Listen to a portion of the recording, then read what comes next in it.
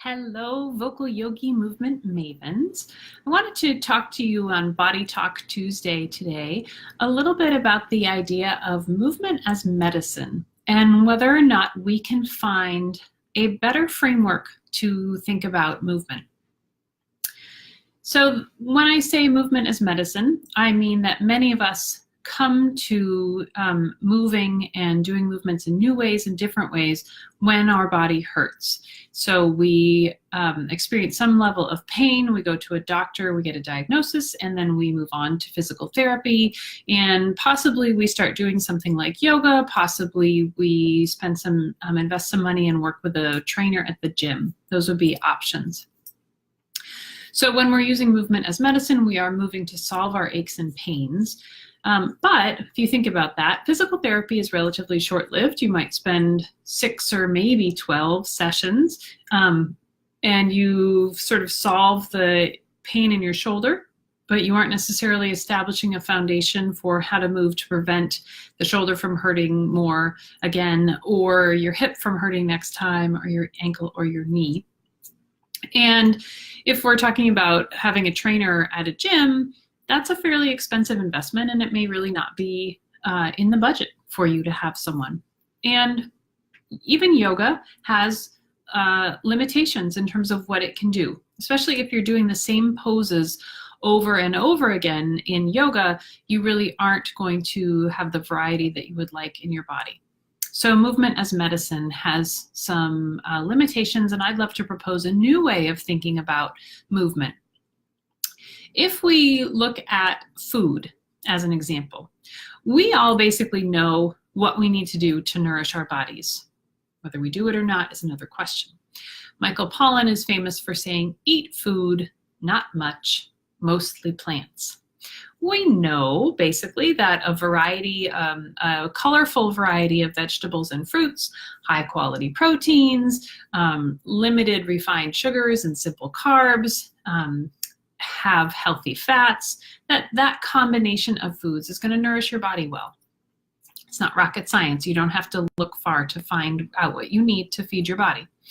However, you can't have a good diet for one meal of your day and expect to have optimal nutrition. You need to eat well over all 3 meals and any snacks that you have to really nourish your body and use your food for nourishment. If you're just eating things that come out of a package, you get the caloric intake that you need, but probably not the nourishment that you need. So if we think about movement as a form of nutrition for our body, we can begin to change how we view the movement.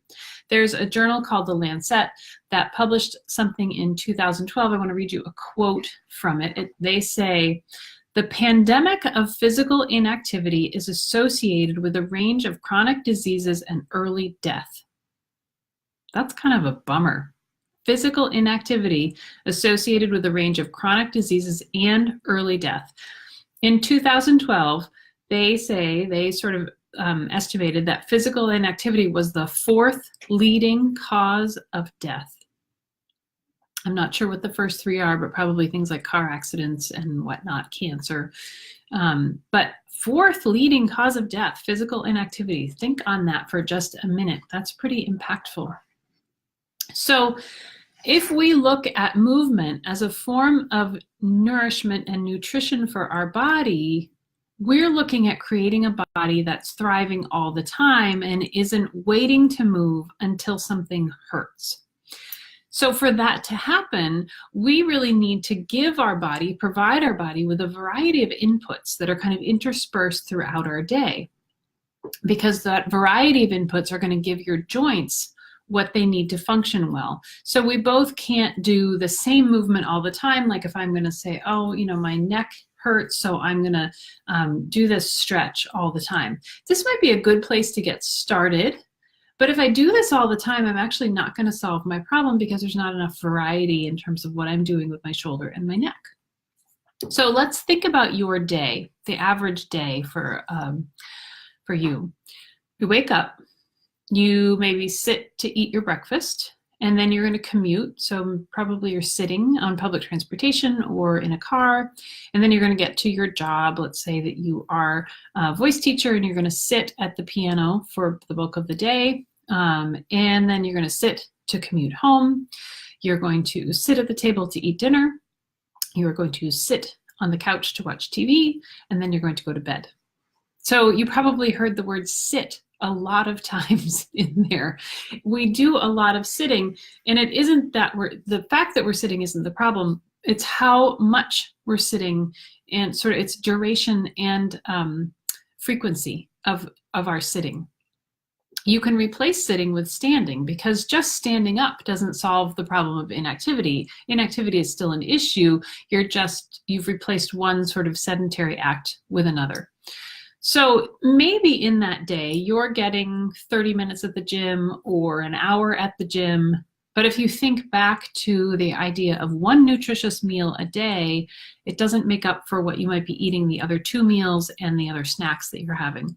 So that 1 hour at the gym doesn't necessarily make up for the fact that all the other hours that you're awake, 15 hours that you're awake, you're not moving the way that you want.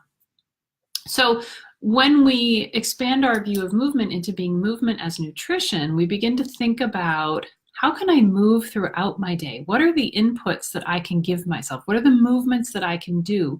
That maybe it begins with walking. Walking is a fantastic input for your body. It's one that we are built to do, and we're built to do a lot of walking. So maybe you could begin to fit in a walk at lunchtime, assuming the weather provides for that. But I've kind of stopped letting weather be an excuse for me to not get outside and move. I go every day. It's part of why I have a dog, if I'm being totally honest with you, because I know I have to get him out. You could create a standing workstation for yourself where you have some things at your feet to do with your feet. You could take a movement break, set a timer on your phone, and be sure that you're not sitting at the piano constantly if you're teaching voice lessons.